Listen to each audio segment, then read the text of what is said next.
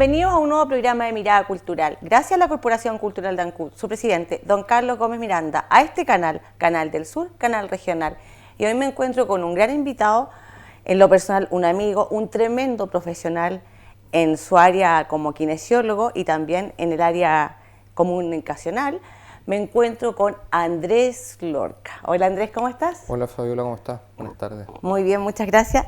Andrés, un placer tenerte el día de hoy en el programa Mirada Cultural, que se ve en distintas regiones y en distintas plataformas, y abordar contigo, aprovechando que estás acá, tú eres ancuditano, tu papá, una persona muy reconocida en Ancud, abordar el tema cultural contigo desde tu punto de vista del ámbito radial y el mío parte de vista visual. Claro. ¿Cómo lo ves tú? ¿Cómo en este momento el tema cultural ha tenido tanto auge? Que en la época nuestra, que somos de una edad, vamos a cumplir 40, somos de una edad, en ese tiempo no se daba, van a poner un pato aquí, te lo doy firmado, en ese tiempo no se mostraba tanto la parte cultural.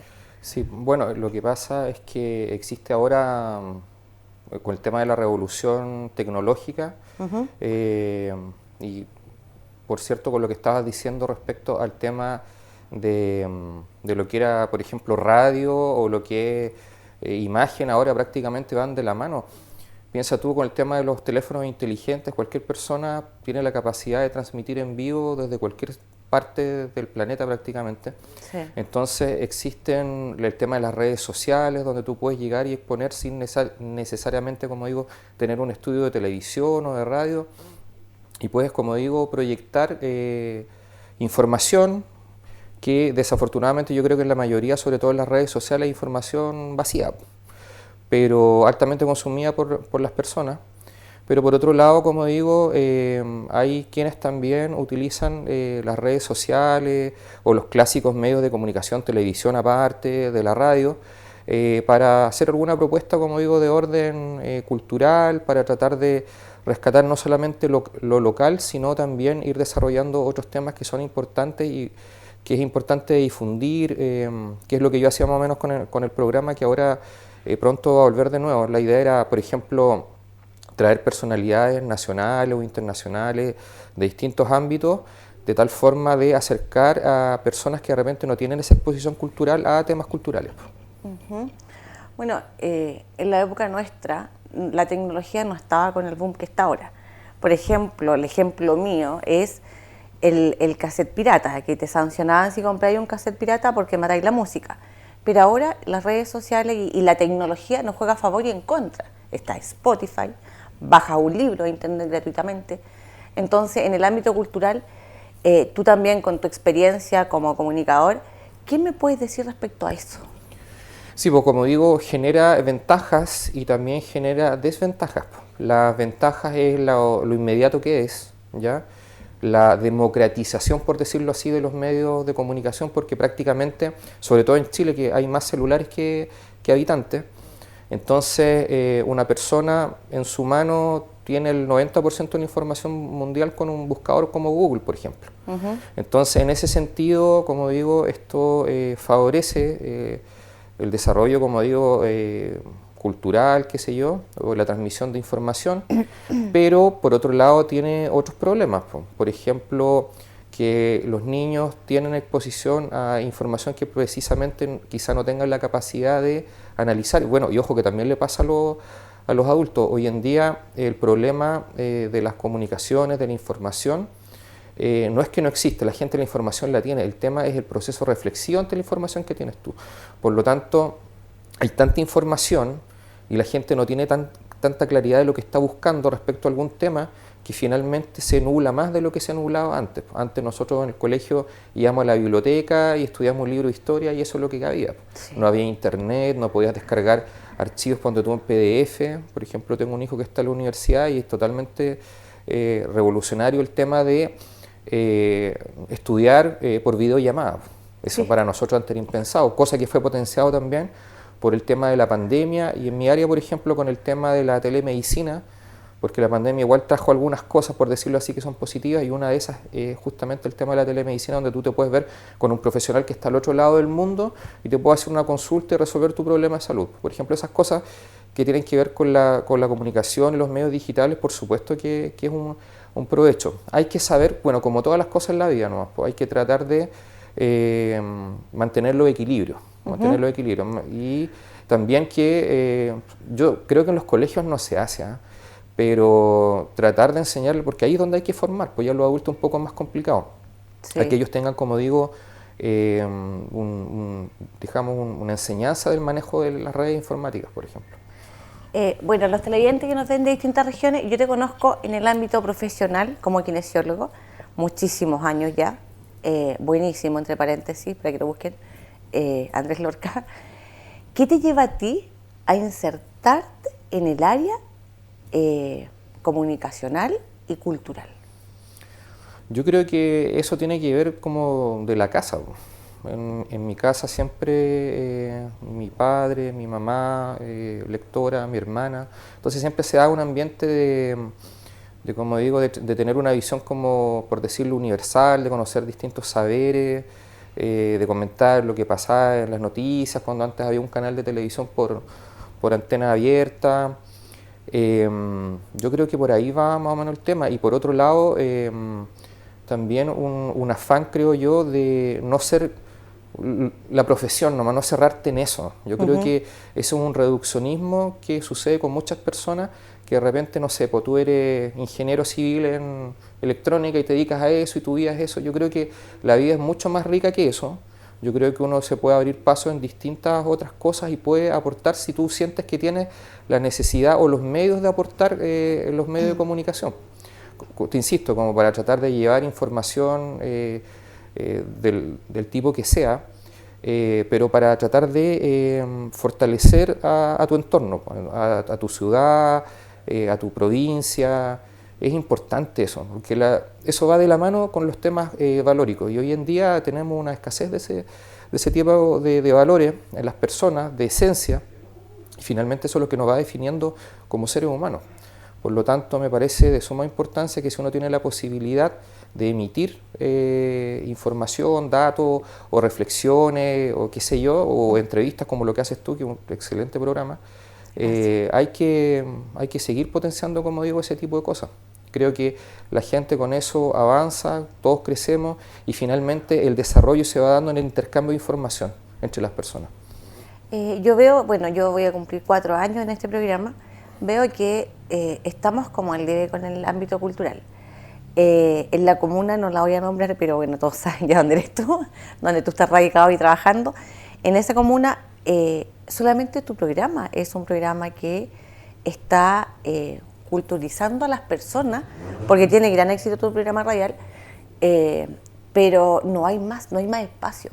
No sé qué pasa con el tema cultural en ciertas comunas, porque están estancados. Sí, mira, eso yo creo que tiene múltiples respuestas. Primero que nada, por ejemplo, es una comuna joven, no tiene poco más de 100 años, y eso hace que el desarrollo de este tipo de cuestiones, porque la cultura finalmente y la intelectualidad y todo eso está más o menos en este nivel, por decirlo así. Entonces, cuando tú tienes comunas que están aisladas geográficamente, cuando tienes, ¿cómo se llama?, comunas que tienen poca vida todavía, y donde hay mucha ruralidad, donde hay muchos problemas básicos que no están totalmente resueltos. Por ejemplo, mira, por decirte una cosa, una persona que vive en el sector isleño, en el extremo sur de Chiloé, está pensando en resolver su día a día porque la vida es muy difícil, ¿me entiendes? Entonces, que la embarcación, que el tiempo, entonces vivir en la Patagonia en general es muy complicado, y más al sur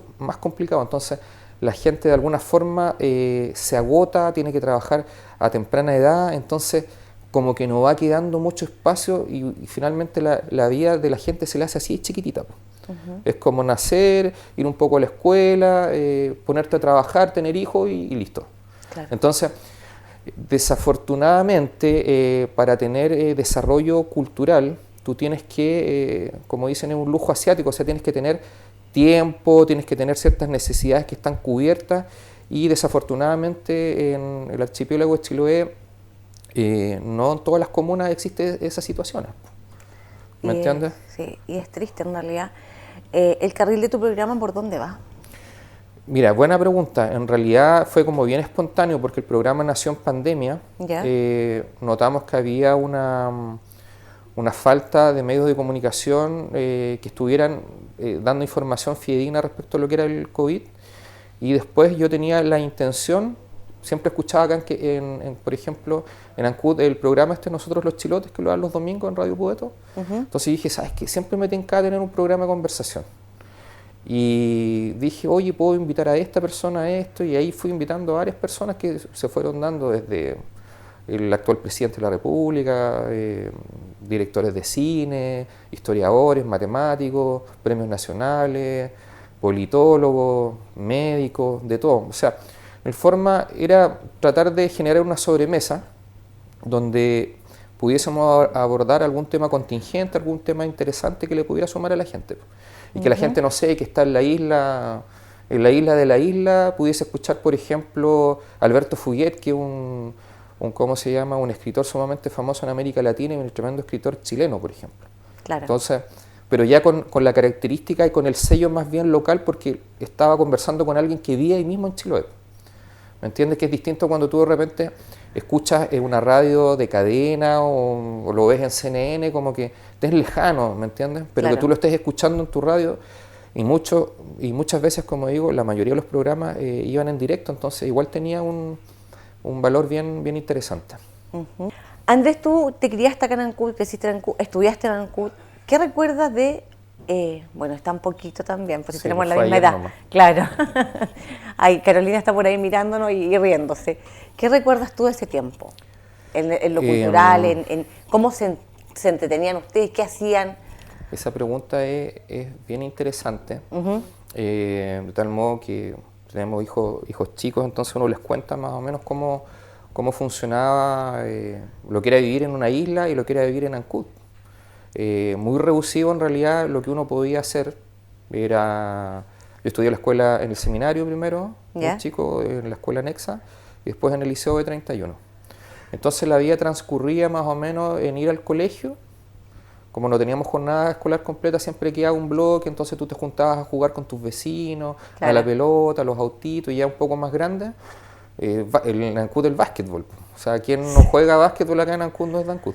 Entonces, y el resto ¿cómo se llama? Se llevaba en estudiar, material, preparar el material para el día siguiente, preparar las pruebas, y los últimos años de enseñanza media ya más preocupado y estudiando mucho más firme, pero no era tanto más que eso, de repente una vuelta al centro, los videos, por supuesto sin internet, sin celulares, con 2 canales de televisión abierta.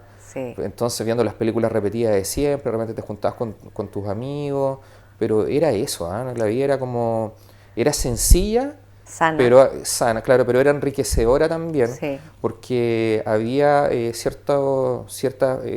un trato, como digo, bastante amable con tus compañeros de colegio, y que finalmente toda la gente acá se conocía, que era hijo de que había estudiado con aquel, entonces yo lo recuerdo, como digo, con harta nostalgia, y bueno, una etapa que pasó y el mundo va evolucionando y estamos hoy día donde estamos.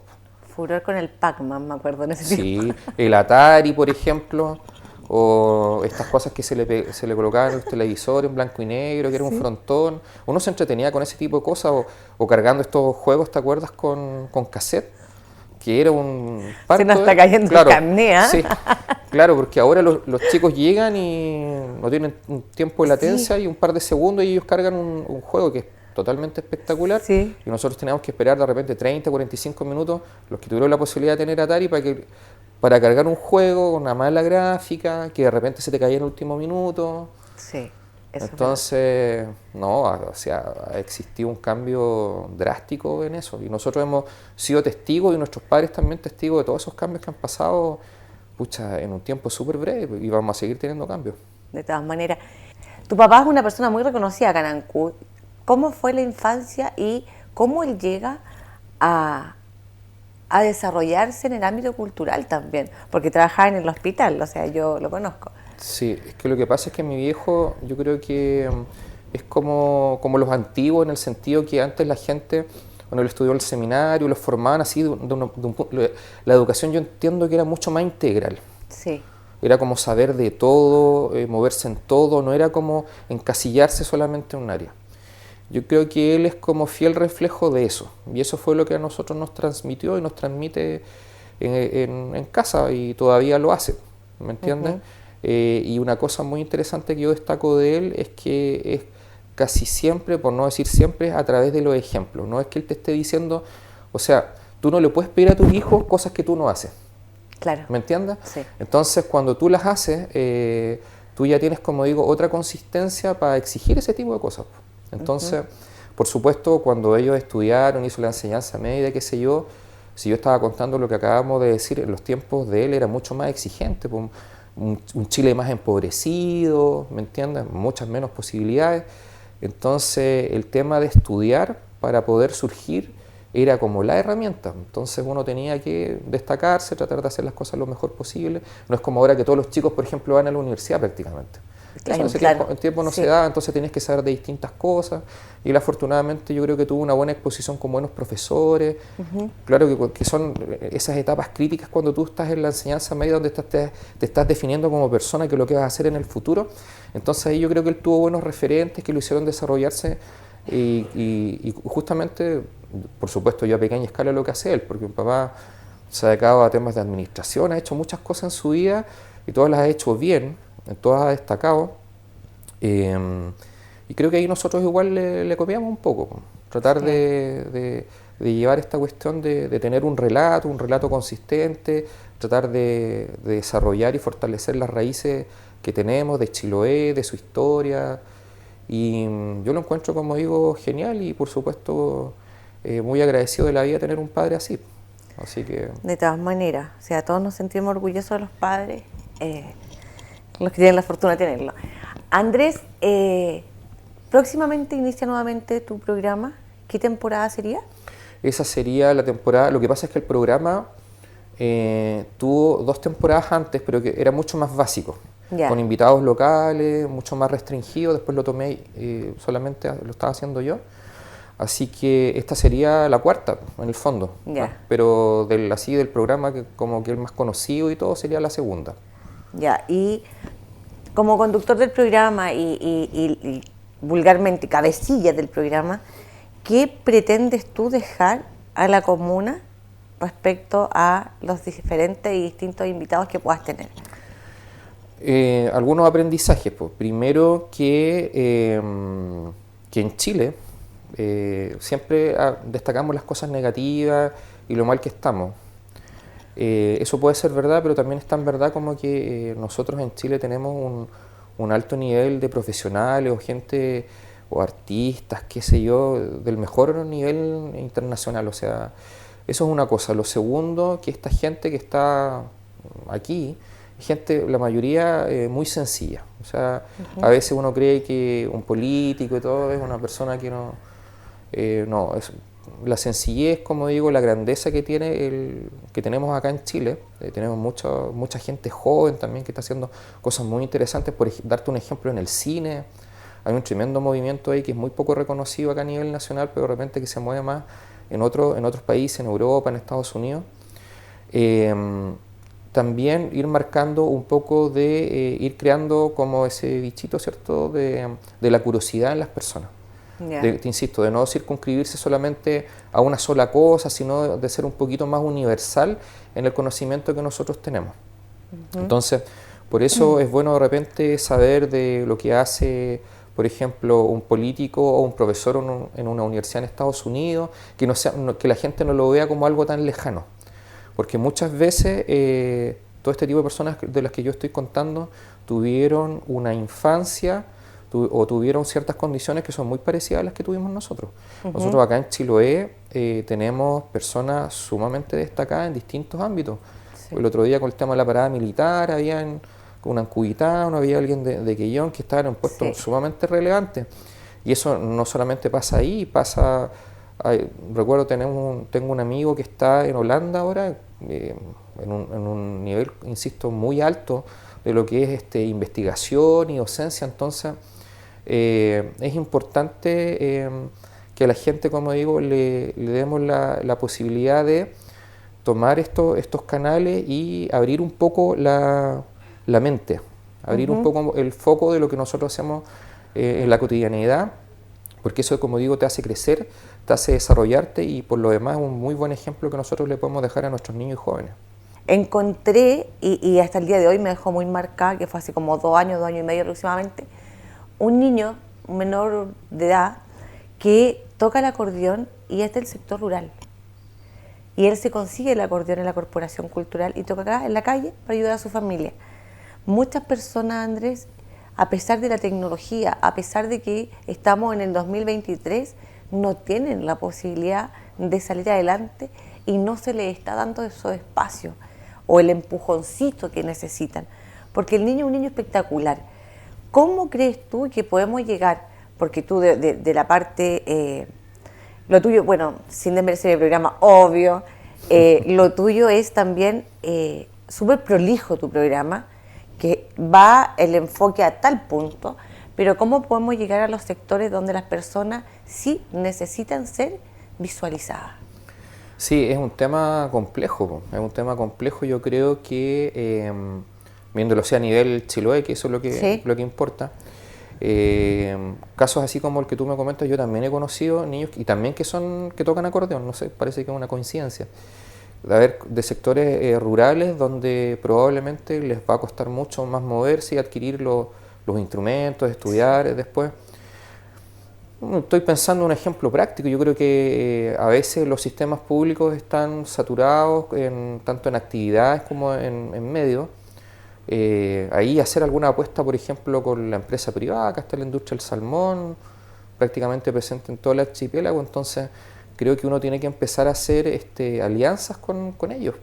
Claro. Porque, por ejemplo, pueden contar, porque finalmente, al final del día se necesita dinero, sí. ¿Me entiendes? También otras cosas más, no digo que no sean importantes, pero dada la situación, creo que un ejemplo, como digo, práctico es tratar de incorporar al mundo privado para que, yo sé que muchas empresas estarían gustosas de repente de, no sé, de financiar un instrumento para un niño que es del campo o los estudios, y ahí también está la claridad que puedan tener nuestras autoridades para plantear, te insisto, al mundo privado, de repente generar alguna instancia, algún fondo.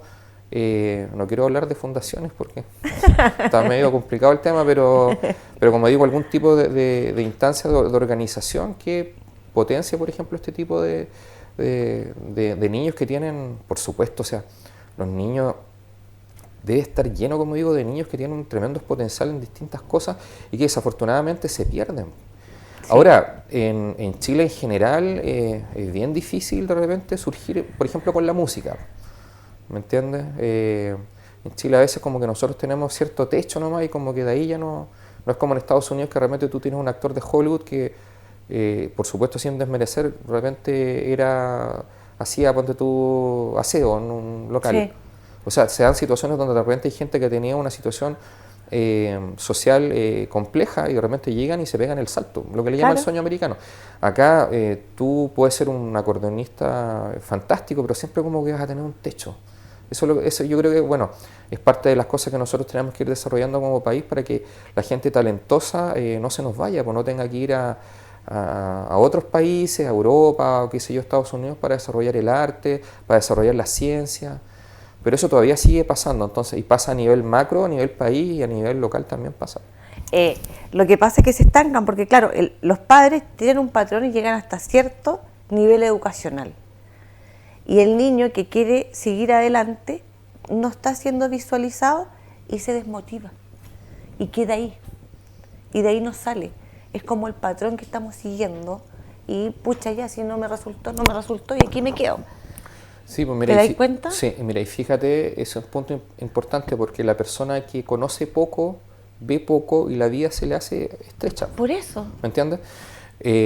Mira, estaba pensando con algunas cosas que están pasando también en el país. Por ejemplo, tuvimos el tema del estallido social, tuvimos el tema de la pandemia, hablando sobre todo de lo que es la educación pública.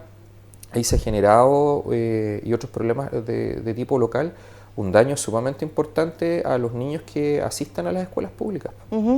Porque hay interrupción de clase, porque hay, como digo, reparación de esas clases, pero algo que no es totalmente efectivo en un sistema que es jerárquico, donde tú el tercero básico no lo vuelvas a repetir.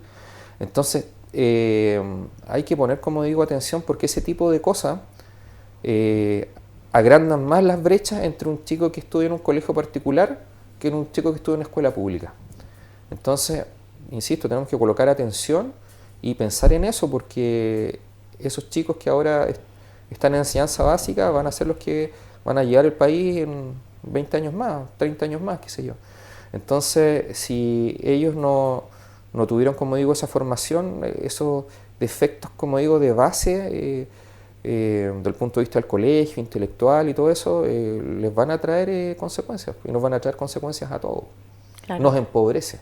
Sí. Claro, una persona, como digo, que no ha tenido exposición a la educación y todo, la mayoría de las veces se empobrece, y no me refiero solamente a temas económicos, sino que tu forma de ver la vida se empobrece. Claro. Si tú tienes, como digo, contacto con personas que, como dicen, uno es el promedio de las personas con las que se reúne.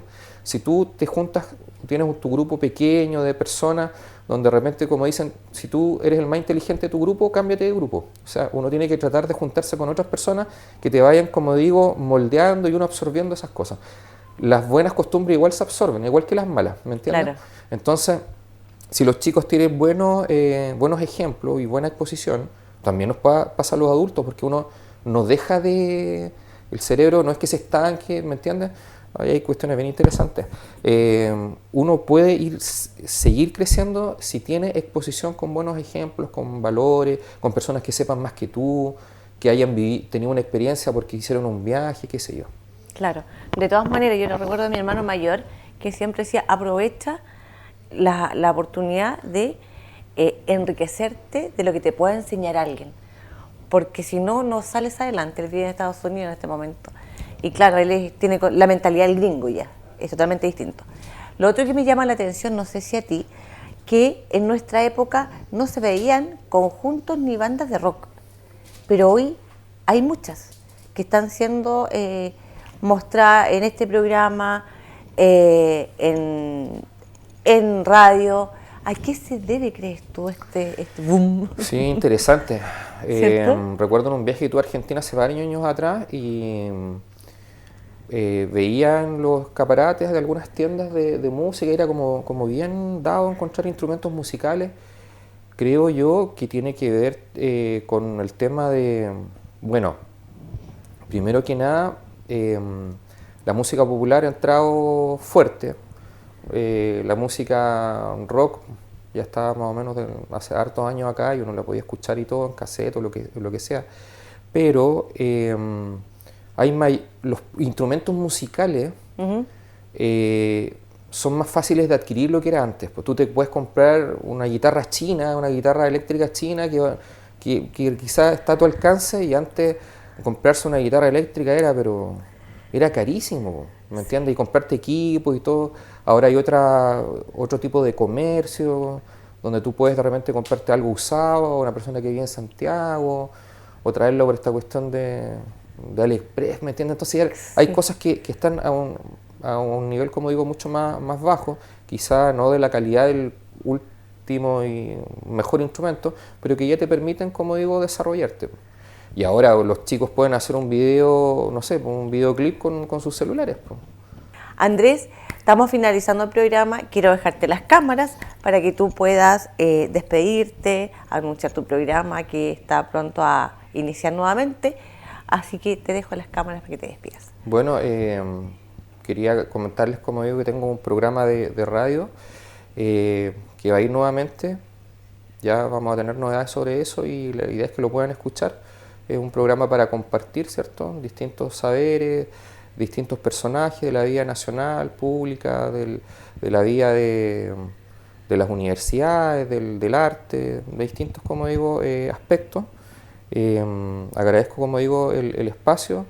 Ahí considero, como digo, muy importante que existan este tipo de programas a nivel local, y felicitaciones también para ti, Fabiola. Muchas gracias. Porque insisto, parte del desarrollo que nosotros podemos tener como personas acá en Chiloé se da en estas instancias, en este tipo de conversaciones. Yo sé que este programa lo ven mucho en distintas ciudades, así que feliz de poder participar. Muchas gracias, Andrés, por haber sido partícipe el día de hoy del programa Mirada Cultural. Gracias.